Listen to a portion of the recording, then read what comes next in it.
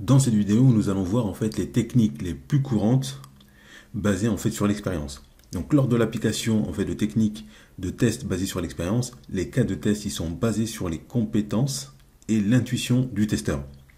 Et donc là, donc à partir en fait de son expérience, donc avec des applications et des technologies, on va dire similaires. Ces techniques, elles peuvent être utiles pour identifier les tests, donc ils n'ont pas été facilement identifiés par d'autres techniques plus systématiques. Donc la première, on va parler de l'estimation d'erreur.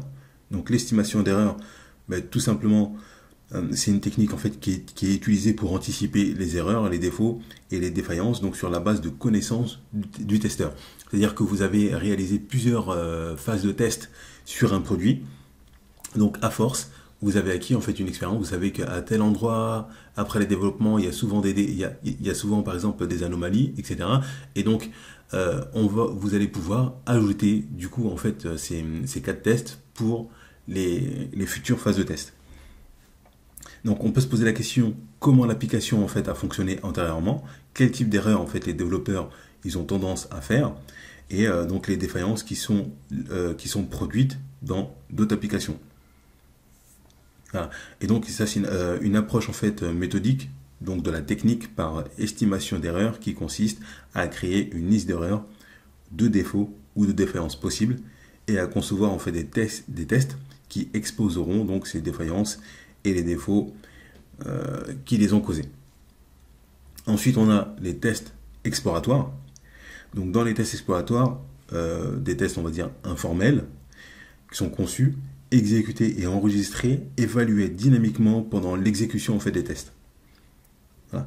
Donc le résultat des tests, ils sont utilisés pour en apprendre davantage sur le composant ou le système et pour créer des tests pour les parties donc qui pourraient en avoir besoin d'un peu plus voilà, au niveau des tests. Donc même si effectivement donc, on a rédigé des cas de test ou des scénarios de test pendant le parcours, parfois donc il peut nous arriver effectivement donc à explorer des choses pour essayer de trouver soit d'autres comportements qu'on ne connaissait pas ou d'autres défauts. Donc ça nous permet d'en savoir un petit peu plus. On a nos cas de test, mais on va essayer donc voilà donc des scénarios différents. Donc par exemple lors d'un parcours e-commerce, donc voilà donc on peut se connecter, on peut commencer à passer une commande en étant connecté. On peut commencer effectivement à être sur le site en tant qu'invité. On peut ajouter, on va dire, plein de produits. On peut ajouter quelques produits. On peut ajouter des combinaisons, par exemple, différentes.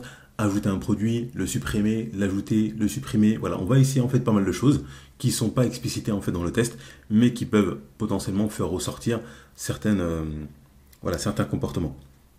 Le troisième, donc, c'est les tests basés en fait sur les checklists. Voilà, donc tout simplement, dans les tests basés en fait sur les checklists, les testeurs en fait ils conçoivent, ils implémentent et ils exécutent en fait des tests pour couvrir les conditions de test figurant en fait dans une checklist.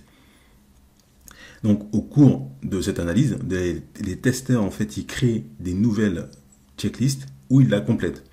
Donc il y a ou alors on peut avoir en fait, ils complètent une checklist existante, mais les testeurs ils peuvent également en fait utiliser une checklist existante, mais sans la modifier. Voilà. Donc en général, ces checklists-là, elles peuvent être construites donc sur la base de l'expérience, de la connaissance de ce qui est important pour l'utilisateur. Donc là, il y a effectivement un dialogue qu'on peut avoir avec les utilisateurs finaux ou le métier. Donc utilisateurs finaux, ou donc la compréhension du pourquoi et comment il y a en fait ces défaillances-là sur le logiciel. Donc pour vous donner un exemple par exemple de checklist, on est toujours donc sur une plateforme e-commerce, on a une page de catégorie en fait de produits, on va avoir une checklist et on va se dire que ok, donc là l'idée c'est de checker que lorsqu'on clique sur une catégorie, on a bien le listing de tous les produits qui sont affiliés à cette catégorie. Si on a bien donc le titre sur chaque produit, on a bien le prix qui s'affiche sur chaque produit, donc vous voyez, hein, là on est sous forme de checklist. Donc lorsque je clique sur l'image, lorsque je clique par exemple sur l'image, ça permet de voir le zoom. Euh, Lorsque je clique sur le produit, donc on a une page en fait qui s'ouvre. J'ai la possibilité de voir d'autres images, ainsi de suite, etc. Voilà, donc là c'est sous forme en fait de checklist ou de vérification.